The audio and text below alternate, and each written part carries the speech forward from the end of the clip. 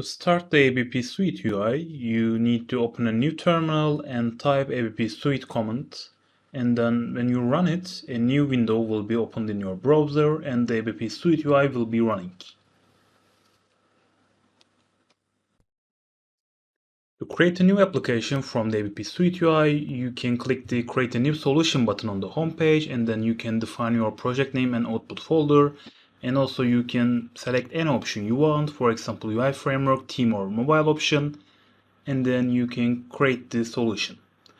After the solution is created, you can also build your solution by confirming the models that's shown on the ABP Suite UI.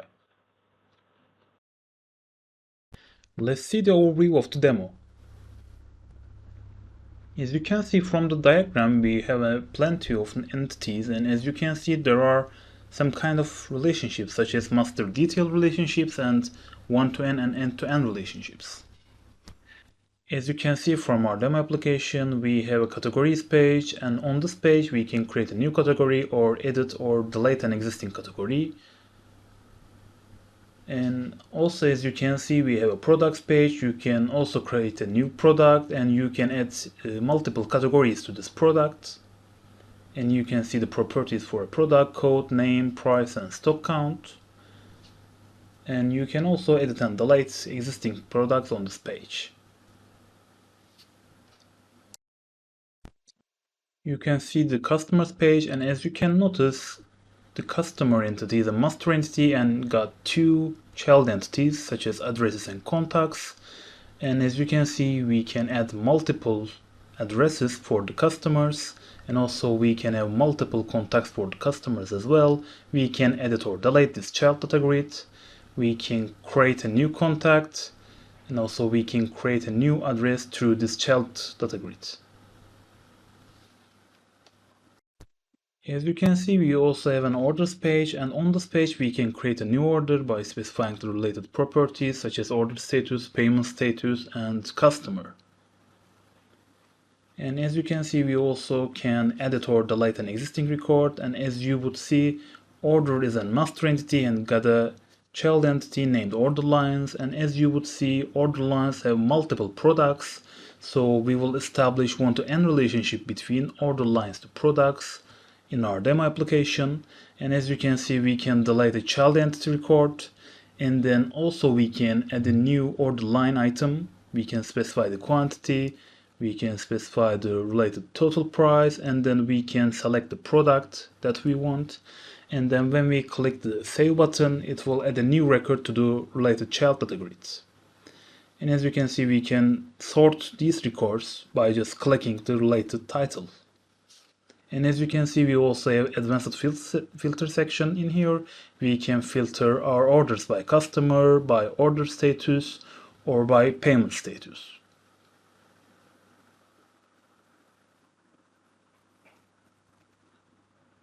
And as you can see, we can also export to Excel to all of these records.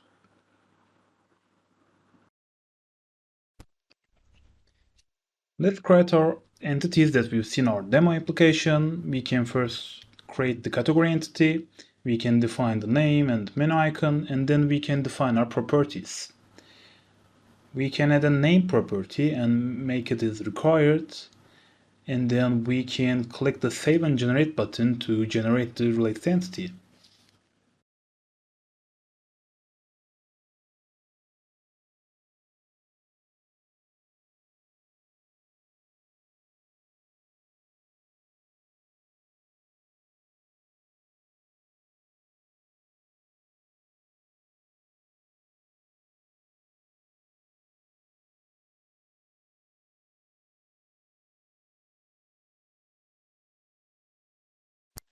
After creating the category entity, now we can create the product entity. We can define the name, menu icon, we can select the base class we want, and then we can define the related properties. We can add a code property and make it as required. We can also add a new property called name, and we can set it as required as well. And then we can add a new property called price and set its property type as float. And finally, we can add a new property called stock count and make its property type as integer. And after that, we can establish end-to-end relationship between product and categories. We can select the entity as category, and we can select the name as a display property, and then the only thing that we need to do is to click the save and generate button, and then the product entity will be created and the related end-to-end relationship will be established by the ABP Suite.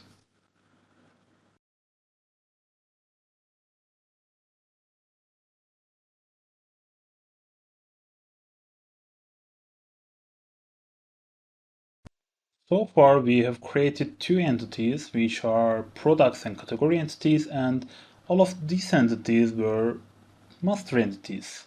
For all other entities, we need to establish master detail relationships, so it would be good to describe what master detail relationship is. The master detail, aka master child relationship, refers to a hierarchical connection between two entities. And in this kind of relationship, the master entity contains unique records that act as the main source of the information, and on the other hand, the child entity contains related records that are associated with a single record in the master entity, which means child entity can be thinking as contains the detailed information about the master entity. The relationship between order to order lines or customer to customer contacts and invoice to invoice items can be considered as examples. You can see an example output from our demo application. As you can see, customer as the master entity and addresses and contacts as their child entities. ABP Suite allows you to create a master detail relationship with a few clicks. Only thing you need to do to apply the two steps. First, you need to create a master entity, and then you need to create a child entity and associate it with the master entity that you previously created. You can find the Creating Master Detail Relationship documentation link down below, and you can read it to see the related steps that needed to be done to create a master detail relationship.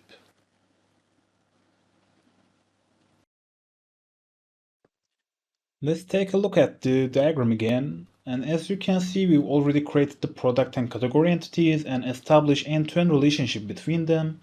So product categories entity also have been created by the ABP Suite. And as you can see, we need to create a customer entity as master and addresses and contacts entity as child, and also we need to create an order entity as master entity and order lines as child entity, and we will also establish one-to-one relationship between order to customers and order lines to products. Let's continue with creating the entities for our master and detail relationship. We can first create the customer entity, and we can add properties for it. For example, we can add the name property and we can set as required, and also we can add the last name property, and also we can make it required, and then we can add a new property called birth date and set its property type as date time, and then we can revise our properties and entity definitions, and then we can click the save and generate button to generate the related entity. Then we can create our first child entity named address. We can select the entity type as child, and we can associate it with a master entity as customer entity. And then we can define our properties. We can add a new property called address type, and we can set it as required. And also we can add a new property called full address, and we can set its property type as string, and we can also set it as required. And finally, we can add a phone number property, and we can also set it as required. And then we can click the save and generate button to generate the related child entity. Then we can create our second child entity as contact and set its entity type as child. We can associate with the master entity as customer. And then we can define related properties. We can add the property named name. And also we can add a new property named last name, and also we can set it as required, and then we can also have phone number as a property name, and we can make it optional, And also we can have an email address, and we can set email validation and required options. And then we can click Save and Generate button to generate the related child entity. After the child entities, now we can create a master entity named order. We can set the menu icon, and then we can define the related properties. We can add a property named number, set integer as its property name, and then we can also add a new property called order status, and order status will be an enum, and we've already added into the domain shared layer. And as you can see, we select the related enum file, and enum namespace and enum name automatically fulfilled.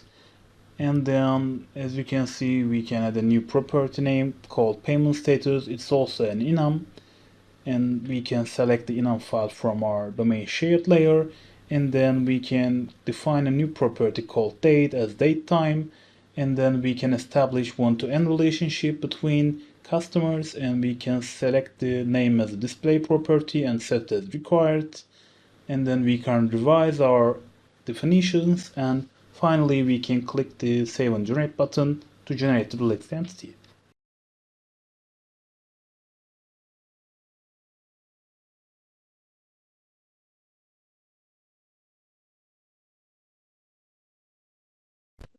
Then we can create our last entity called order line and set its entity type as child and associate it with the order as the master entity, and then we can define the related properties.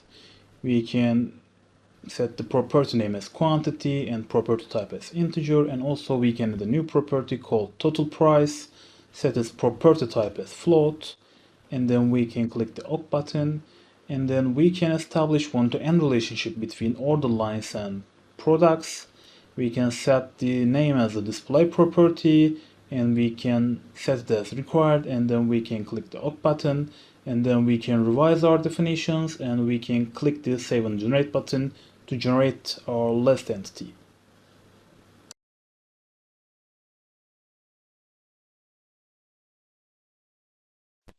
So far we've created our demo application, we've defined the related entities, but at that point you may ask yourself, okay, ABP Suite created the entity from scratch, but how I can add custom code into this generated code without overridden in the next generation? At that point, Suite introducing preserving custom code support, which allows you to customize the generated code block and preserve your custom code changes in the next script page generation. It specifies some hook points to allow you to add some custom code into them. To enable custom code support, you need to check the customizable code option in the entities page, and then the related hook points and the additional files will be created for you. If you would look at the domain layer, you will see the related entity and also entity.extended.cs file. You can write your custom code in this extended.cs file, and as you can see, there is a placeholder called Suite Custom Code auto-generated in this file, and only this placeholder will be regenerated in each time. And if you look at the UI side, you will also see the related placeholders on the related page. For example, in the index.cs HTML page, you can see the related placeholders. You can add one of them in the advanced filter section, and also you can add any custom code into the table or before or after the related card. Let's go back to our application, and as you can see in our customers page, we have an advanced filter section, we got export to Excel and new customer buttons. But if you would check the child categories, you will only see the new address button, but not the export to Excel button. Let's assume that we want to add an export to Excel button for our child categories and customize our code by this need. To make the related customizations, let's open the child categories partial view, and then we can add the export to Excel button for address data grid, and also we can add it for the contact as well. As you can see, we've added the related button for addresses, and also we've added the related button for the contact side as well. And then we can open the index.js file for the customers page, and then we can write our JavaScript code. We can add a new placeholder into the inDataGrid method, as can be seen here. In that purpose, we need to customize the template, and I will show you in a minute. And then we can add the related click events. For example, when export to Excel button is clicked for the addresses, we need to send the request to the related endpoint with the customer ID, and also we need to do same for the contact as well. When the export to Excel button is clicked, we first get the download token, then send the request to the related endpoint, and we will pass the download token and customer ID, and then the result will be returned to us. After we've made the related changes on the UI side, now we can add our methods in the iCustomerSavService.extended.cs class. We can add get addresses as Excel file async and get contacts as Excel file async methods in here, and then we can implement them on the customerSavService.extended.cs file. For that purpose, we can open the application layer and find the customersappservice.extended.cs file, and then we can write our custom code in this file. We can, for example, inject related repositories, and then we can set them on the constructor, and then we can implement the related methods. For example, we can first check the download token validity in a method, and after that we can get the all related addresses, and then we can convert them to a stream. And finally, we can return addresses.exlsx file as the Excel output. And also we can do same for the get contacts as Excel file async method. We can first check the download token validity, and then we can get the all related contacts, and then we can convert it to a stream, and then we can return an Excel file. After we implement the related methods, now we can create the related input and output DTO classes. For the input DTO, we just need to have download token and customer ID as parameters, and then we can create the related output DTO classes named address Excel DTO and contact Excel DTO classes. Then the last thing we need to do is to adding the related mapping statement. For that purpose, we can open the AutoMapper profile class and add the related mapping statements, for example, address to address Excel DTO and contact to contact Excel DTO. As you would remember, we've added a new placeholder in the index.js file, so we need to customize the related template. For that purpose, we can open the templates page, find the related template, and then we can scroll down to find the init.agrees method, and then we can add the related placeholder. After we've added it, we can click the OK button, and as you can see, then the template will be customized. So in the next time that we generate the entity, then this customized template will be used in the related place. And then if you go back to your application, you will see that the code that's written by you will not be overwritten, as can be seen in our customers app service interface. And if you go back to the customers app service.extended.cs file, the place where we've implemented the related methods will be still there, and it will not be overridden. And it is also same for the UI side, and as you can see in the init.agrees method, the related placeholder is still there, and all of the code that we've written is still there and is preserved, and it's not overridden by the ABP Suite UI. If we run our application again, we will see the export to Excel button for both address and contacts chat.agrees. And if we click to export the Excel button for addresses and also for the contacts chat.agrees, as you will see, the two Excel files will be downloaded, and then we can open them in an Excel editor, and then we can see the related outputs for the Excel file.